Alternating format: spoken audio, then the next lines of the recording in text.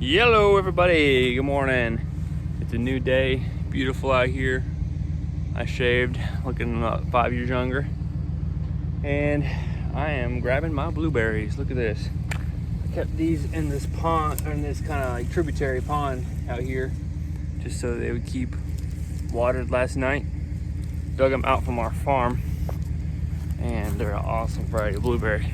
So I was just keeping them in there for now. Gonna load them in here with a shade top over them so they don't get whacked by the wind. Got trusty old pumpkin and another pumpkin. Forgot the name of the other one. I got awesome wheelbarrows and I got all kinds of wood there for raised beds. Trailer is all loaded up. Got blackberries in here. What else we got? Got blackberries and grapes. Actually, I don't know if I need to bring the grapes, but we'll bring them just in case. Oh, gotta put them in here one-handed. There we go. Put them underneath the shade tarp. Yeah, folks, we're putting in 2 raised beds today, as well as, let's see what else, blackberries and no raspberries. We're gonna do those in the spring, and blueberries, and then what else we've got? Let's see, and wood chips. Putting in wood chips. So we'll see what we get done today. It's just me out here today, no help, but we'll knock it out. Let's do this thing. Already offloaded most of the wood. I wanted to show you all around. Here's the wood, closest spot I could get. I'm gonna cut off the ends of that wood to get it ready for building the raised beds, but here we are. Here's the site. Just showed up. This fabric has been down for probably about a month and a half, and wood chips are looking good. Packaged down nicely. Hey buddy, how you doing? How's it going, big guy? Hey, it's okay. I'm just walking around here. And it looks like kept most of the weeds down. Somehow this one popped up. Let's see how that happened. Oh, it poked through, see that? That's what you gotta watch out for, fabric. This is thin right here, so we'll go ahead and put more fabric over top of it. But yep, fabric is almost the only way to knock these things out without spray, because this whole place was covered, I'm talking covered, with all kinds of briars and brush and craziness.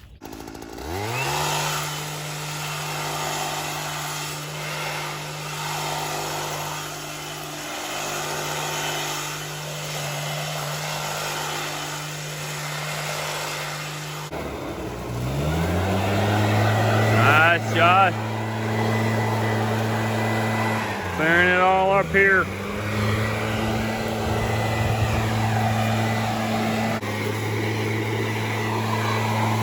Here. Go on my face.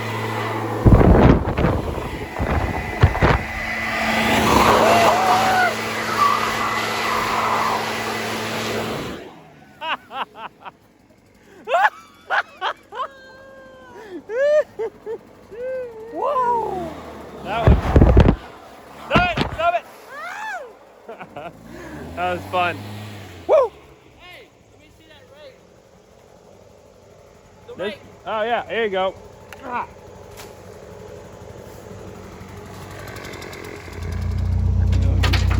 Out here getting loaded up with some awesome wood chips. That's good stuff right there. So we just covered it up with fabric and wood chips, so it'll kill it off. Now, in here we're going to be doing those berry bushes. So we'll be pulling the fabric back. If we go about 4 inches out, look at this stuff, it's already looking good. So there's the fabric, see it? So we'll be cutting the fabric and pull it back first, cut the fabric, plant the berry bushes, and then cover it back up with the fabric. So basically we've turned this crazy weedy area, had all kinds of invasive plants, into a berry patch. It's a process, but honestly it's the best way to go. If you have just a crazy area, you really got to claim it with the fabric, or spray it, or go in with a actual machine and just scoop it all out. In this scenario, we decided to go with the fabric option. And over time, with all those roots and plants not photosynthesizing, not getting energy from the sun, they will die off from the root. Okay, so but then right here is the raised beds. We're trying to figure out if we're going to orient them this way or this way. I'm going to talk to the client right after this, see what they want to do. But folks, this is just a beautiful day. Oh my goodness. The sun is shining. Little squirrel in the background, chirping, birds. Nothing like it. Tell you what, so much to be thankful for. Thank you, Lord, for the blue skies. All the leaves are changing colors. I got all kinds of fruit trees back here, but they really need trimmed. So one of my friends, Jonah, might come in and trim them for them. This is pretty cool. Look at this right here. This is a pawpaw tree, native to around here in Tennessee. Pawpaw. I don't think it's produced yet, but it's a pawpaw. It tastes like a kiwi slash banana slash strawberry, maybe. It's a really good taste. So, all right, gonna bring in all the little, today is blackberries and blueberries, and then I'll be bringing in, and we'll be making the raised beds. Let's do this, guys. This is super fun. I enjoy this. Hopefully you get to enjoy the process too. Let's do it. Kaboom.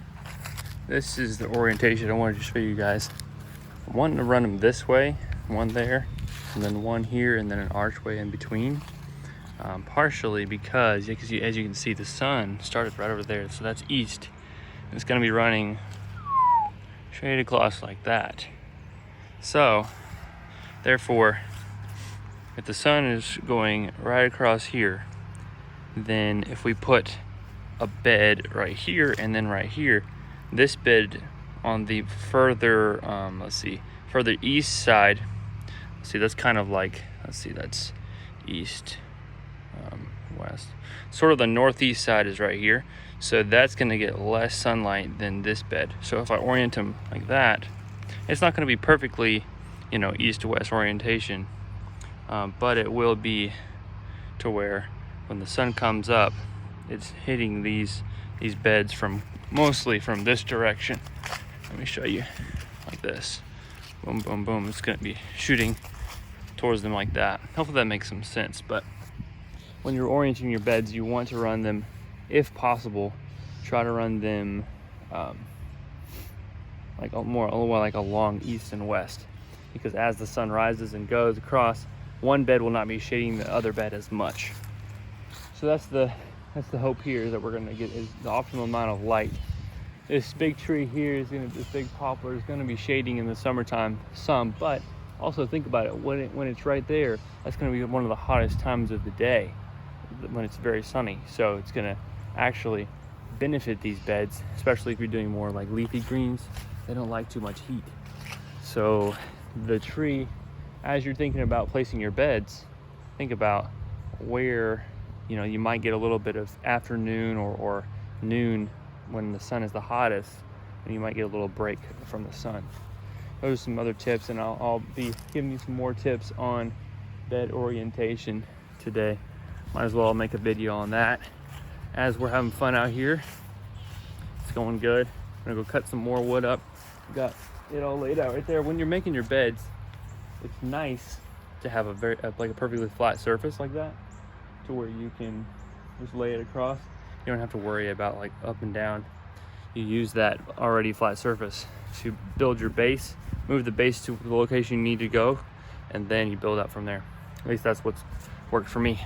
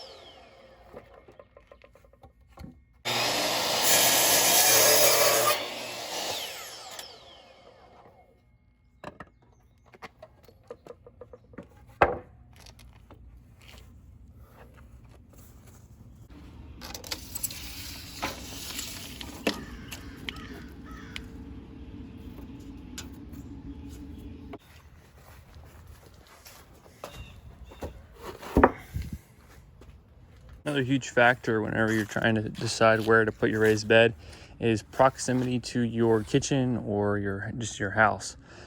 Kitchen is the best plan because, I mean, you can grow all your herbs right there, right outside your kitchen. So closer to your house and even better than your kitchen, that is the best. And I think their kitchen is right up there. So guys, put your, especially raised beds, because raised beds are perfect for just growing those kitchen culinary types of herbs and plants. Some herbs are a little tricky, like mint, that just takes over. So don't just plant that into your raised bed, plant it into pots. But the pots can be put on the patio, things like that. But y'all, put your raised beds close in proximity to where you're going to be needing them whenever you're cooking.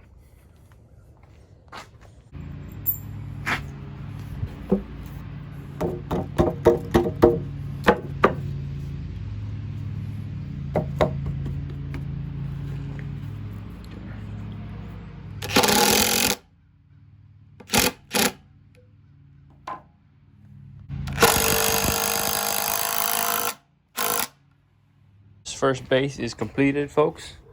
It's all drilled in. Now I just need to put it right in there and then put the other one right in there. I'll go ahead and build the second one because I really need to confirm with the client that they're okay with putting it this way. So we'll see how that goes. But it's exciting times. Lunch break. Boom. Take a little break. You always got to take some breaks, folks. Otherwise, it's no fun. Got the raised beds down where they need to go. I've centered them between this post right there, and yeah, just try to make them look good with the orientation against the house. That's another thing you need to think about for placement around a house, is make sure it's aesthetically pleasing. You don't want to just plop it anywhere. These guys are centered with the posts, and we've got enough space right here to walk all the way around there, 3 feet. The walkway in between is 3 feet, 3 feet on the edge here. That's the minimum I like to have, is 3 feet. Just, you got enough room to walk around, otherwise it seems all cramped. So don't place your raised beds too close. Placement, you got to think about lighting. You got to think about the proximity to another raised bed or to other objects. Aesthetic appeal, what it looks like next to the house. Make sure it's squared up if you want to square it up to anything. And then yeah, you just got to make sure, think about those things. Also positioning them to where if I want to, I can put a trellis in between, an arched trellis from center to center. Usually that's, I'm using a cattle panel that's 16 feet long, and I've noticed that works best if the walkways are like 4 to 5 feet. I mean, where it goes in to where it goes in is 4 or 5 feet, 6 feet at the max. Otherwise the arch gets too low and you start hitting it with your head. So think about those things when you're putting your raised beds in. Here we go, guys. I'm gonna get the razor blade. Already started it. Cut all the way in on the inside here, all the way around, and then I'll pull that fabric back, and I'll be able to dig down where I need to dig down to place it to where it's level. And then I'll put the fabric back up to where the weeds don't get in on the sides. Keep these for other uses. Oh, got a staple. Got it out. Nice. You can see the grass here and weeds have continued to grow through the fabric. That's one thing you gotta consider when you're putting fabric down, is most of the time you need to have some kind of cover like this over here. See, if we come in here and we look underneath this fabric, it's got the chips on it. Look at that, that's all dead under there. So if you're gonna do fabric, really consider putting some kind of covering on top so that no sunlight comes in. These guys are still getting photosynthesis. They're photosynthesizing, I mean. Okay, on to the next one. Just got here at the mulch site, trying to get some mulch around here, trying to put in my trailer back there, and then we'll take it to the site and be able to put it around the raised beds that I just finished. I need to show you guys those. I didn't Didn't get a chance to show you because I had to leave. But it's all popping in together. You like my hat there? University of Tennessee Soil Science. That's where I went to school. Actually, I was plant science, but also loved soil science. Was on the soil judging team. It's the best way to go. Fun stuff. But yeah, let me show you all these wood chips. This guy right here is dumping some right now. He's about to dump a bunch of wood chips. Kind of crazy. But yeah, all of that is wood chips. I'm talking a lot of wood chips. Garden gold, man. Garden gold. There it goes. It's all coming out. That's awesome.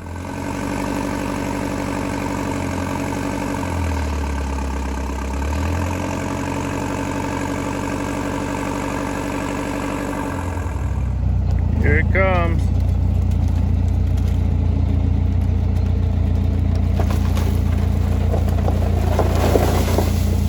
Oh yeah. There it is, guys. There it is.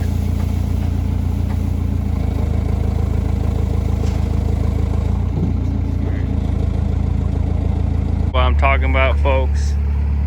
Genuine wood chips. Man, got the leaves, the needles, the twigs in there. All the good stuff. Sweet. My friends, look at this. Kaboom. 2 beautiful leveled raised beds. Ready to grow some good stuff. Actually, they're not ready. I went ahead and put some wood chips in there. Tomorrow's video, I'll cover why I did that. I put a little bit of wood chips in there and then a wood chip pathway around. I still need to spread all that out, but it's going good. Wood chips have been put down. Had a little bit extra to put in the corner down there. But folks, it was a good day. I enjoyed being outside. Enjoyed sharing it with you all. Did not get to plant any of the blackberries or blueberries. I'm coming back tomorrow to do that. Put those in the ground, make them all happy snappy. And we decided we were gonna do blackberries here all the way up to this guy. And then start the blueberries right about there, all the way along the edge, and then raspberries in front. Raspberries probably coming around till right around here. We may or may not put a fig bush back there. We'll see what happens. I might put some wineberries too, but that's for later. The raspberries are coming in the spring because springtime is the best time to plant raspberries. Oh, folks, I'm a little bit whooped, a little tired, ready to go home. But thanks to you for watching. You guys are the best. And the last tip I have for where to put your raised beds is this. So much of gardening is the joy of gardening, the funness of it, the adventure of it. And so my recommendation is put your raised beds where you're going to be able to see them and you're going to be able to have access to them on a, if possible, daily basis. Because it's actually been proven that that people are really benefited immensely. Their health is benefited just by being able to see green growing things. So if you can have your raised beds or your garden in a spot where you can see it from your window, that's why, one of the reasons why we put them here, because you have those windows, the doors, all these windows, the patio. It's a benefit to your health even, just to be able to see your raised beds or garden from your windows. And just the blessing it is to be able to look down and know, hey, I planted those things and they're growing, and see them every morning and growing a little better, a little bigger, and learning all the tricks and fun things about gardening. I mean, it's worth it. But anyways, I'm whooped. Y'all, thanks for watching. That was a good times. You're the best. And shout out to my family. Hey, mom, dad, and other family, brothers, sister, and especially my beautiful bride, Gabriella. All right, folks. Thanks. See you tomorrow whenever we're going to fill this things up with some good old-fashioned compost and topsoil. We'll be talking about that later on. Catch you later. Bye.